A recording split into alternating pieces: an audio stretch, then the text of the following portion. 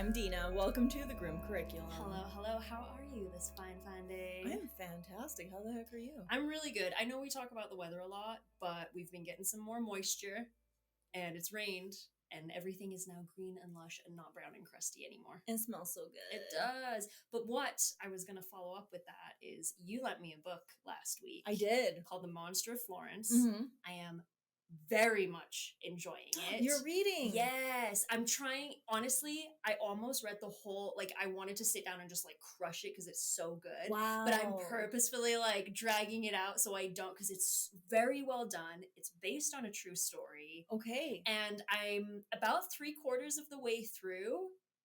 And we've kind of found the suspect, but there's a lot left. So I'm like, did we actually? But anyway, very, very good. We'll have to talk about it. I have this habit of buying true crime books at thrift stores. Yes. I buy a lot of them and I can't stop. And then I don't have time to read them. So I'm always trying to lend them to people so they can read them and tell me if they're good or not. I'm definitely interested in looking further into this story because for those of you out there, I'm a big Hannibal Lecter fan. Yes. I've read the books, love Thomas Harris, and it's very much inspiration for Hannibal, the second novel in the Hannibal series. Okay. Very much. And it's so cool reading it if you are a fan, because you get to see the little bits and pieces that inspired Thomas Harris to write them. So good. So good. One day when we get big enough, I want a Grimm book club. Ooh, what a good idea. Wouldn't that be fun? Yes. We have a book of the month or a couple months or whatever. We all read the same book and then we just chat about it. That would be fun. I think we can do that. Absolutely. Let's do that. Okay, you guys, let's make this happen. Plans in motion. Yes, we're always planning. All that being said, we do have a bit of a sad story for you guys today. I mean, they often are. This upset me. As it should, honestly. Yeah, it really should, but this one especially, I like being able to have a resolution. I like being able to know how things end. And this one, I went into it thinking we know what the ending is, but we don't. And it's a tough one, guys. So brace yourselves before we jump into it. If you need your cup of tea or your wacky backy, we fully understand. Maybe a beveragino of choice. Or a blankie. Yes, absolutely. Pet your dogs, pet your cats, because you're going to need it for this one, I'm afraid. For episode 108, we are covering the disappearance and murder of Maria Ridulph. The 7-year-old went missing on December 3rd, 1957, when she was out playing with a friend. Despite extensive efforts being taken to find her alive, her body was located 5 months later. Over half a century went by before anyone was convicted of her murder. 54 years to be exact. However, the story was far from over, and the man once thought to be responsible is now free. Today's case is going to lead us down a lot of twists and turns. This is a very sad story with a lot of confusion and what many consider a questionable resolution. Did an innocent man get convicted, or did the killer walk free? Today, we are going to be exploring all that and much more. Maria Ridulph was born on March 12, 1950, to parents Michael and Frances Ivy. Before she was born, the couple already had 2 daughters and a son. Her birth made her the baby of the family, and she was doted on from a very early age. The family called Archie Place in Sycamore, Illinois, their home. Michael found work at one of the local factories, while Frances stayed at home to take care of the 4 children. The kids were close and would spend most of their time playing outside. Maria spent the majority of her time with her friend, Kathy Sigmund, who lived a few doors down. Kathy was a year older than Maria, but despite that, the younger girl was considered to be the leader of the two, something Kathy had no issue with. It really was a completely different time. Kids stayed out late playing hide and seek, and it wasn't abnormal to eat with your family and then not go home until the streetlights came on. And I will say that was the same for me when I was a kid even, and that was in the 90s, not the 50s. So honestly, that's something that I don't think we're ever going to get back. I often see memes where it's At one point, you went out with all your friends on your bikes for the last time. You know, stuff Oh, like that. The days when you knew where all the kids in the street were because all the bikes would be parked on the front lawn oh kind my of God, thing. yeah. What a time. Everyone knew everyone in those days, and it wasn't the kind of area where people felt the need to lock their doors at night. Maria was in the second grade, and those around her thought that she would, without a doubt, have a very bright future. She was a good student, a kind friend, and had recently received an award from her Sunday school teacher for perfect attendance. The fateful day began like any other. December 7th fell on a Tuesday, and the kids were looking forward to the first snowfall of the year. The two girls walked home together from school like they always did. It was a short walk and something that they were more than used to. They had plans to play at Maria's house. They were going to cut out paper snowflakes and craft together, and so they rushed home. But this time, something was different. At approximately 4:15 p.m., they were approached near the public library by an unfamiliar man. He wore an overcoat and attempted to strike up a conversation with them. They were instantly uncomfortable, so they snuck off into a restaurant while they waited for him to leave. When they were certain he was gone, they began making their way home again. However, he had left something behind. 6 pictures of naked women lay on the sidewalk. The girls rushed home. Kathy stayed over till about 5 p.m. when the Riddle family sat down for dinner. Maria was excited. They were having her favorite meal, rabbit, carrots, and potatoes topped off with a nice cold glass of milk. After they ate, she asked her parents if she could go outside and play with Kathy. It had finally started to snow, and she was eager to see her friend. Maria was thrilled when her parents said yes. She ran to the phone to call her friend and said, I can go outside tonight. Can you? The two agreed to meet nearby. They ran to their favorite elm tree where they often played. Their favorite game, Duck the Cars. They would run back and forth between the tree and a street pole in an attempt to not get caught by the lights of the oncoming vehicles. They played for a little bit, but were approached by a man that neither of them recognized. Kathy would later describe him as having a narrow face, large teeth, and blonde hair. He smiled and said, Hello, little girls. Are you having fun? Kathy would also remember his voice. It was high pitched, and this would stand out to her for years. He began conversing with them and introduced himself as Johnny. He asked the girls if they liked dolls and piggyback rides. They both nodded. In later interviews, Kathy would say that the man didn't make them nervous, so much so that Maria happily accepted his offer for a piggyback ride. He took her about 20 feet and then brought her back. She told the man that she was going to run home and get a doll to show him, which she did. At first, when Kathy was alone with him, she felt comfortable. However, it struck her as a little strange that the man asked her if she wanted to go on a little trip together. He said that they could take a car, bus, or train, whatever she wanted. Kathy politely declined, and the man told her that he thought she was pretty.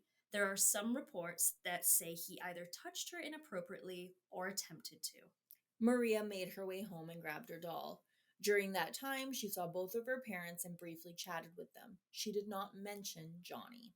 When she came back, Kathy said she was getting cold and ran home to get a pair of mittens. She returned to find both Maria and the strange man gone. This is when alarm bells started to go off for the 8-year-old.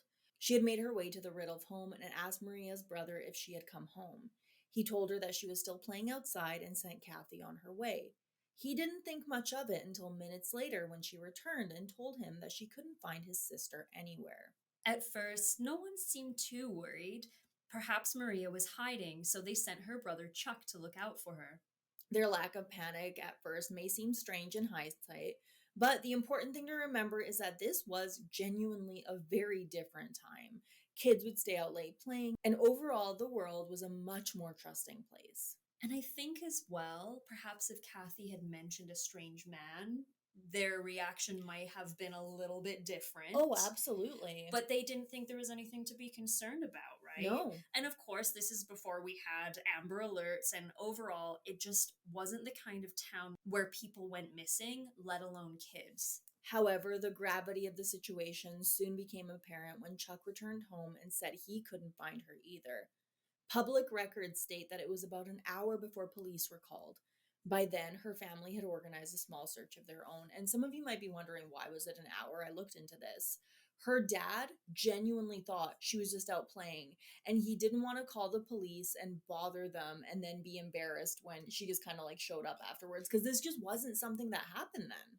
Neighbors armed themselves and began to search for this Johnny, and more importantly, for Maria herself. Police canvassed the area and knocked on the doors of each house to ask if anyone had seen the girl. Jean Tessier, who was 10 at the time, recalls the events of that night. She lived down the road from Maria. Her father ran the local hardware store, and he had to leave so he could provide searchers with flashlights. This neighborhood was so safe that the back door of the Tessier house didn't even have a lock. Before he left, Jean's father jammed the door shut with a piece of wood so no one could enter their home. A nearby family reported hearing a scream at approximately 7 p.m. When police searched the area it came from, they found Maria's doll. 2 days later, the likelihood that Maria had been taken across state lines increased, so the FBI joined the search. During that time, more and more people were interviewed. The reality of the situation was bleak. There was no real crime scene, and the only actual witness was an 8-year-old. Kathy was taken to a safe place by FBI agents who feared that Johnny may come back for her. During that time, she was also taken to the police station to look at lineups and mugshots. Thousands of people were spoken to, and from that, around 12 or so were deemed potential suspects. There was a shocking amount of people on sex offender lists. Some of them had been caught peeking into windows, but others had committed more serious offenses. A man named Thomas Joseph Rivard was originally identified by the girl. However, he had an alibi that couldn't be argued. He was already in jail at the time. Years later, Kathy would not actually even remember picking Rivard from the lineup. Someone else that was interviewed was 18-year-old John Tessier, the brother of Jean. Several young girls told police that he had touched them inappropriately. However, he denied all charges. He did admit to what he called sex play with young girls, but claimed it was consensual. Oof. Yeah, never a good sign. No kidding. Jean remembers the FBI coming to their home. They asked her mother if John had been home that night, to which he replied that he had. The only thing that's strange here, and I will say already, I have not read this story so far, so this one's pretty new to me. It does seem coincidental that John Tessier and Johnny exist, Yes, but wouldn't the girls know who Johnny Tessier was already? we're going to get to that later, Okay, actually, because I okay. wondered this too, and I think I might know why, but I want to know your thoughts. Okay, we'll get there. So the fact that Johnny had been home that night was not true. Jean had not seen him at all. Her mother had lied to protect him, and apparently this had not been the first time she had. They also claimed that the day after Maria disappeared, he had joined the military and left for boot camp. Phone records show a John Tessier placing a collect call to his parents from the Chicago area. Investigators had him take a lie detector test, which he passed. He was then removed from the suspect list. Meanwhile, the press had caught wind of the story. It was being reported by newspapers in Chicago and New York. TV was in its early stages, but the few news stations that existed were all talking about the missing girl from Sycamore.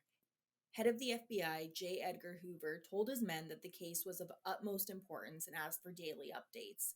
However, they were few and far between. President Dwight D. Eisenhower also followed the story closely. Weeks went on and no further information came to light. The Ridulph family celebrated Christmas without their youngest daughter that year. They maintained hope that she would return to them and left presents under the tree for her. Oh my God, that's heartbreaking. Yeah, it's like I said, this is a sad, sad story. The thing to remember is when we're talking about the 50s like this was before a lot. I mean, obviously there were serial killers then. We've seen this throughout the course of the podcast, but it wasn't a common thing. And people just didn't like Charlotte said, there were no Amber Alerts, there were no missing kids on milk cartons. None of that had happened. And it just wasn't something that was a thing. All hope would come to an end on April 26, 1958. Maria's partially clothed body was found 145 kilometers away near the town of Galena. A couple visiting from Minnesota found her under a tree while they were picking mushrooms. A 2-hour long autopsy was conducted. It would eventually be theorized that the most likely cause of death was suffocation. It was believed that she was killed at another location and dropped off. And I very quickly want to clarify something. Initially, they said that her body appeared to not have any injuries. That's according to a 1958 newspaper. Her body was so badly decomposed that there was no way to determine cause of death in the 50s. There would be another autopsy done 50 years later that we're going to get to in a little bit, and that one was going to reveal something very different. I was going to say the technology in the 1950s was not what it is today. You know, DNA Yeah, testing was not a thing. I would probably imagine that blood typing was about as close as you would get to something like that, yeah. right? Decades went by with no answers. In 1994, the mother of John Tessier was on her deathbed when she said something that shook their family to the core. She grabbed her oldest daughter, Janet, by the wrist and said, Those two little girls and the one who disappeared. John did it. John did it, and you have to tell someone. Her mother became very upset, and Jan did everything in her power to calm her down.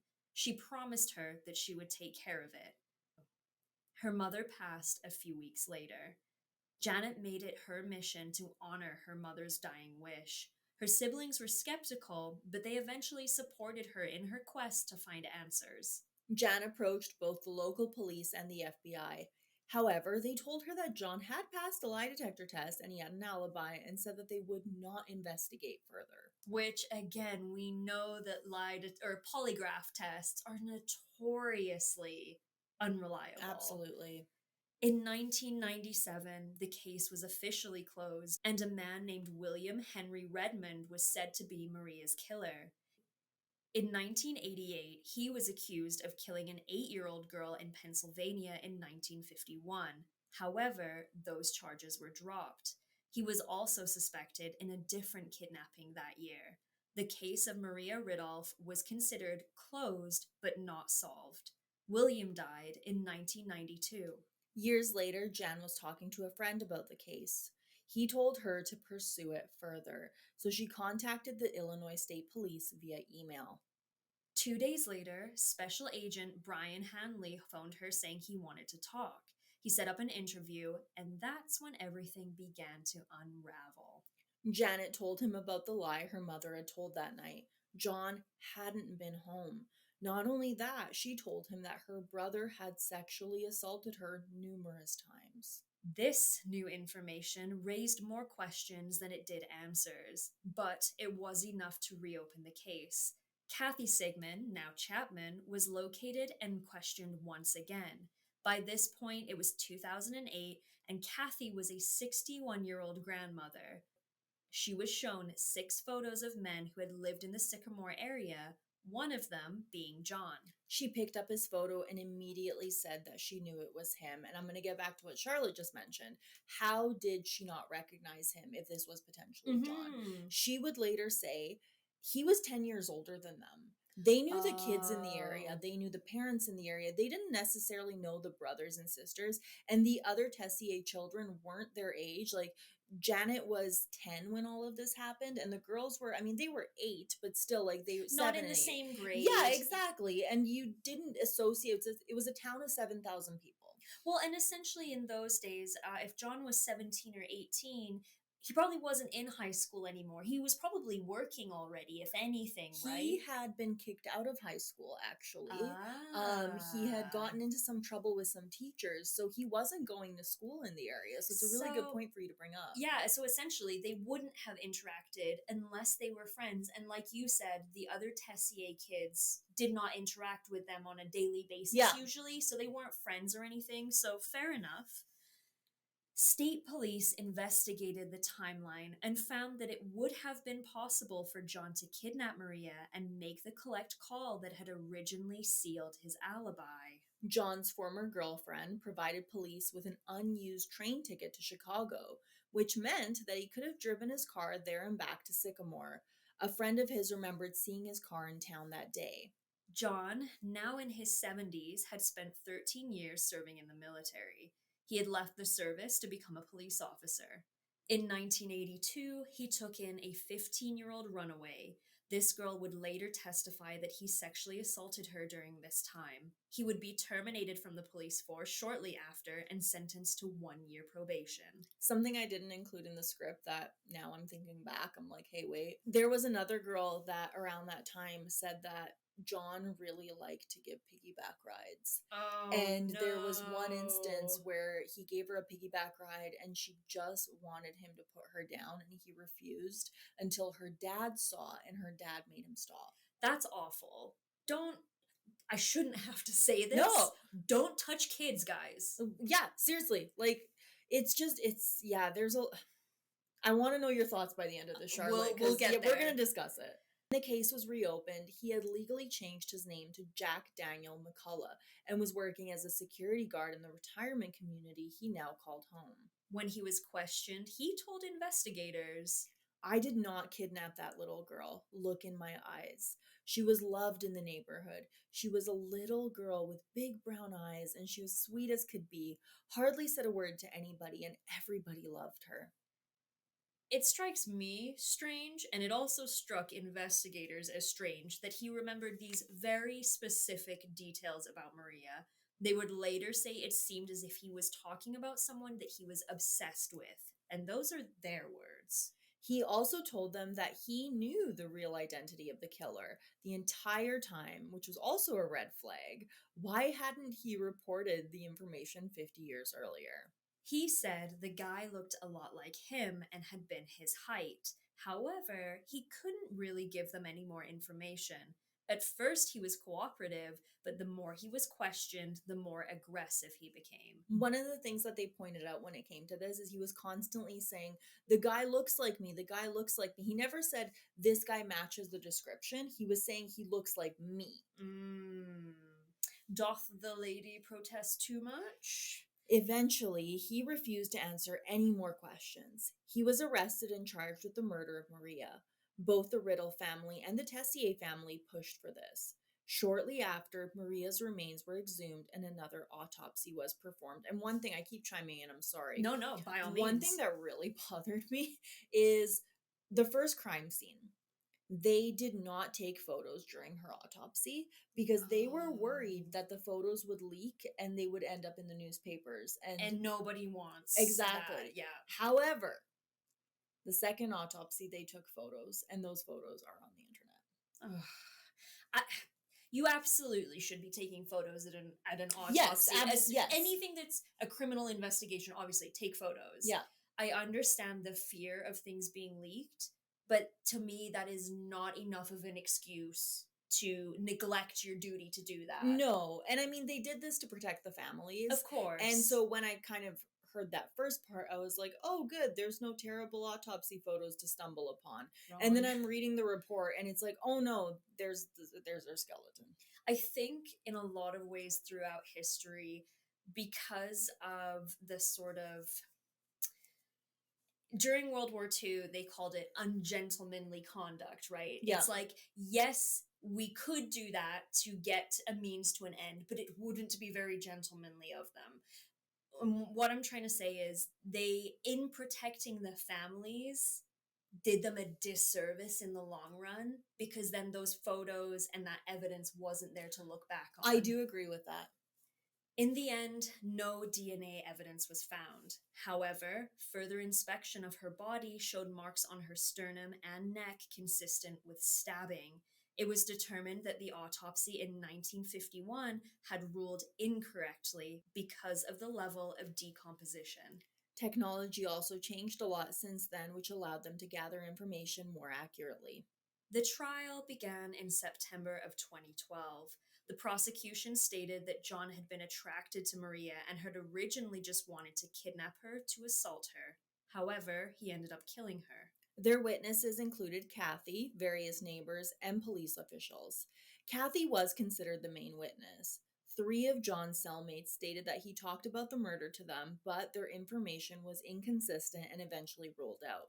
The defense stated that police were pressured into finding a killer and therefore chose John to be their man.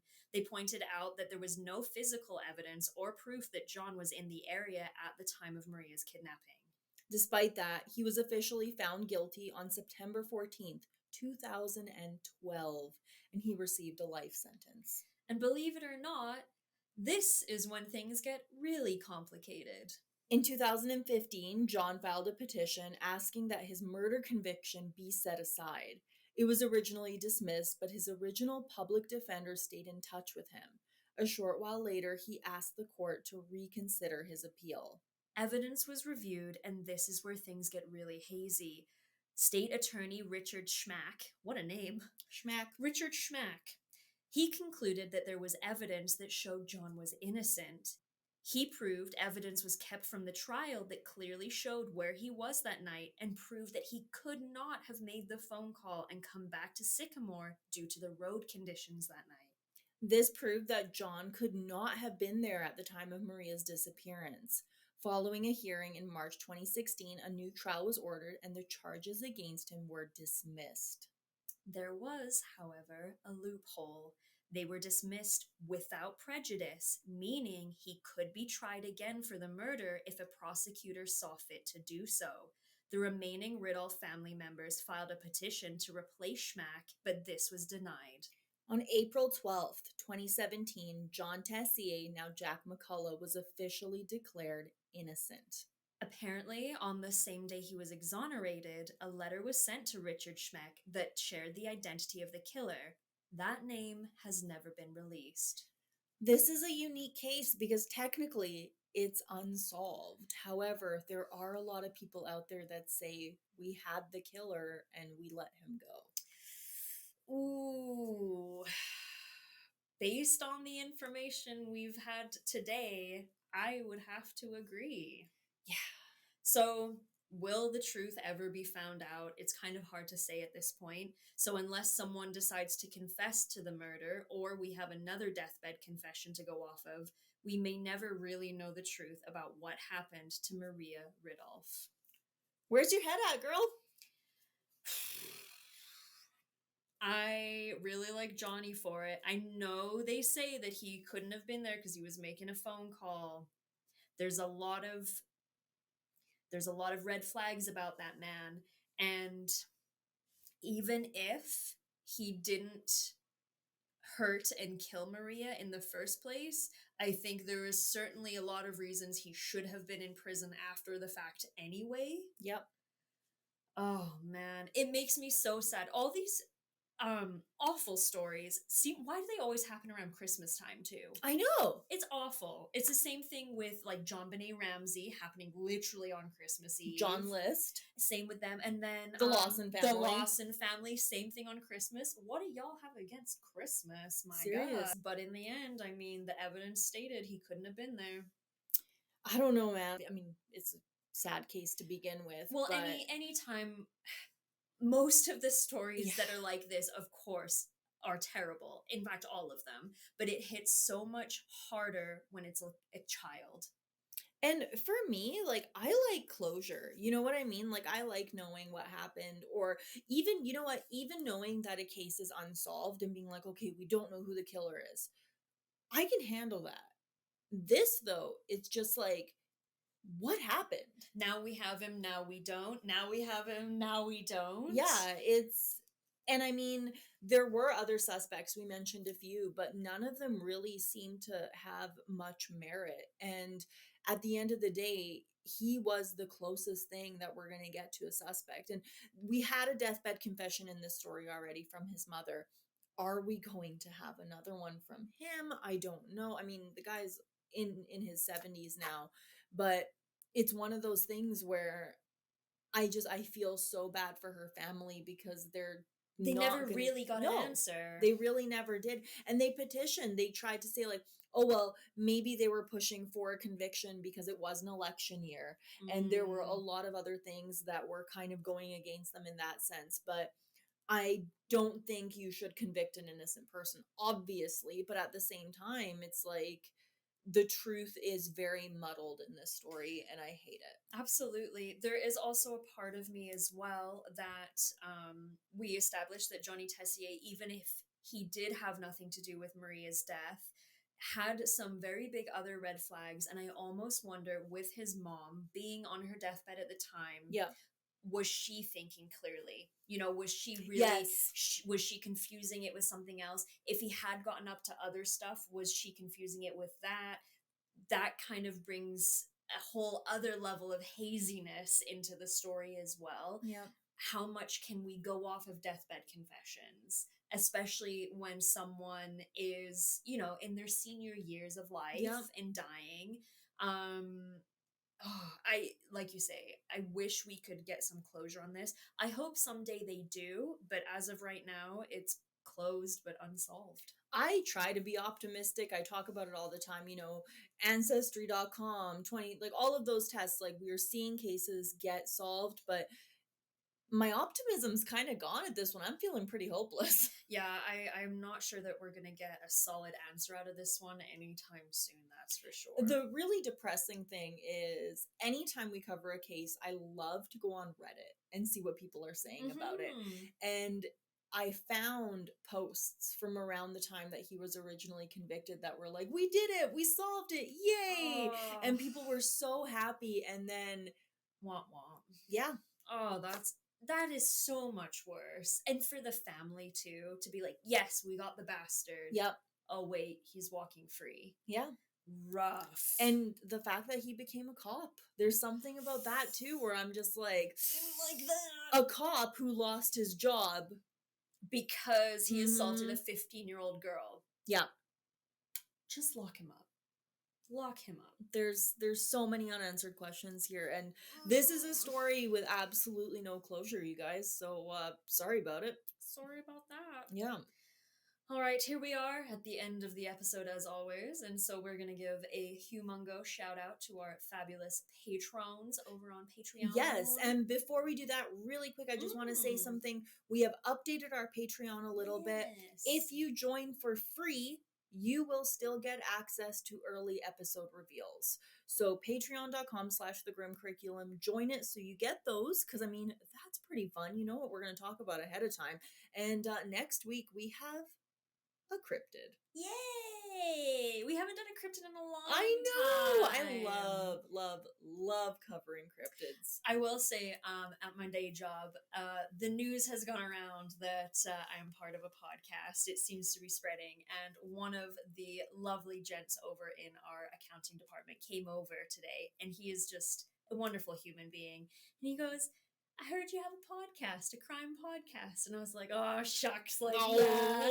And he's like, what's it called? And I was like, The Grim Curriculum. And he's like, I'm going to listen. And I'm always like simultaneously like embarrassed, but also happy. Right? Do you know what I mean? But yes, so, yeah.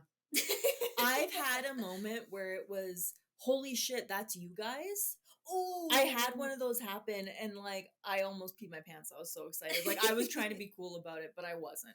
Cool at all.